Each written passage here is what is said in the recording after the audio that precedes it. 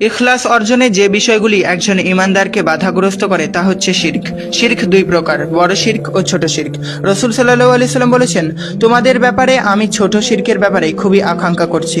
সাহাবীরা জানতে চাইলেন, ইয়া রাসূলুল্লাহ সাল্লাল্লাহু আলাইহি ওয়াসাল্লাম, ছোট শিরক কি? রাসূল সাল্লাল্লাহু আলাইহি সাল্লাম বললেন, তা হলো রিয়া বা লোক দেখানো প্রদর্শন। আল্লাহ তাআলা যেদিন তার বান্দাদেরকে নেক আমলের পুরস্কার দেবেন, সেদিন তিনি রিয়াকারদের বলবেন, যাও, যাদেরকে দেখানোর জন্য দুনিয়াতে আমল করতে তাদের কাছে যাও, যে দেখো তাদের কাছে কোনো পুরস্কার মেলে কিনা। আবু হুরায়রা রাদিয়াল্লাহু তাআলা আনহু থেকে বর্ণিত, রাসূল সাল্লাল্লাহু আলাইহি সাল্লাম বলেছেন, আল্লাহ তাআলা বলবেন, আমি শিরকের ব্যাপারে খুবই অসন্তুষ্ট। আমার ওই আমলের কোনো প্রয়োজন নেই যে আমলে অন্য কাউকে শিরক করা হয়েছে।